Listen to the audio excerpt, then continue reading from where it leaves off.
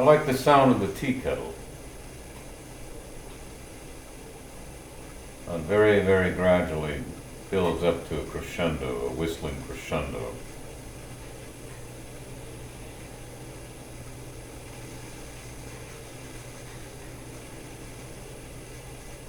Its initial noises remind me of the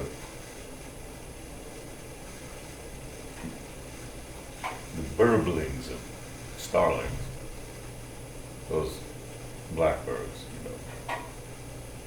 that fly in huge swarms at times.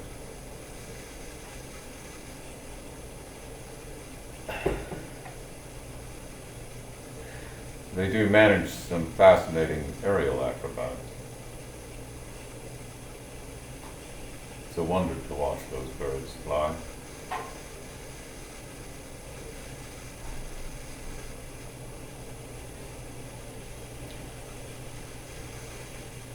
Scientists say they manage to do this because they are conscious of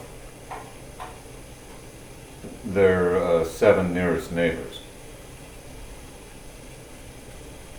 Of course, that's a mathematical theory.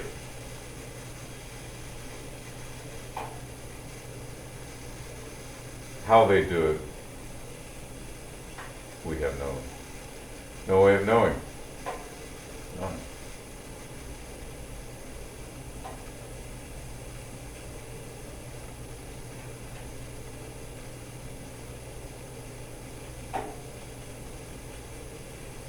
When does a physical reflex become so quick, so nearly instantaneous that you would almost be tempted to think there was some psychic bond? That's the interesting thing about those birds. And schools of fish and herds of animals.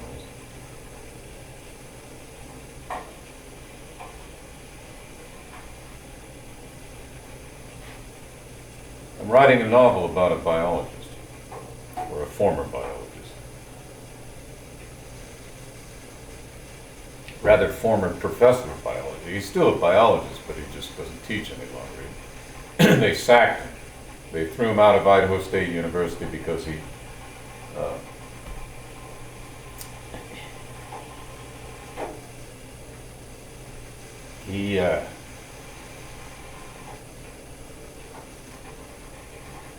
spoke sternly and without the least forbearance to a sensitive-minded student, a Mormon girl, who was having difficulty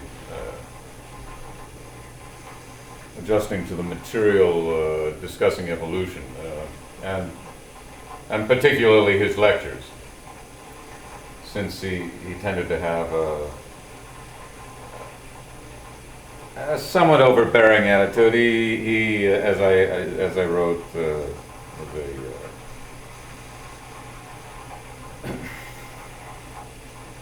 how did I put it?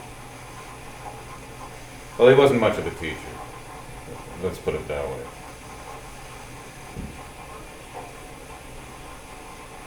He was, he could be disagreeable.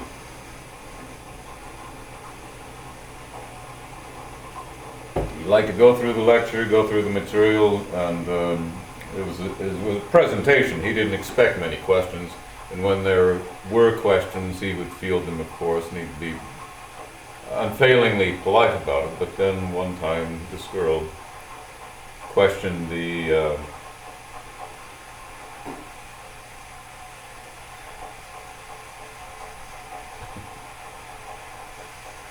whole business about evolution, all that. He was discussing the theory of natural selection, you see. And so the girl says that God never intended any randomness in the design of man, or something like that.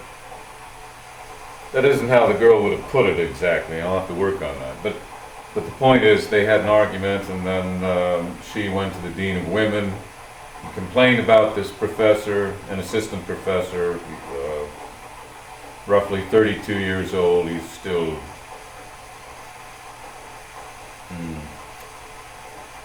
riding the high wave of some research he did a year or two prior about starling murmurations, and we share that fascination, that character and I. Anyway. So he goes before the ethics committee, and of course the woman student testifies as well. Not in his presence, however. And eventually he loses his position. They fire him.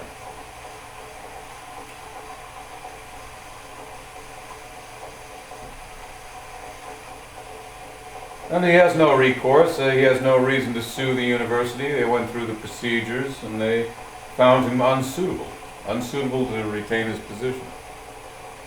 He didn't have tenure. He was the lowly assistant professor, bottom rung.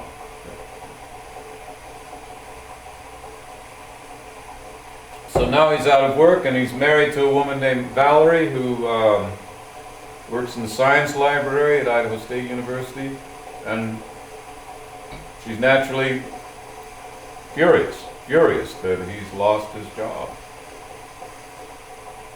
What are you going to do?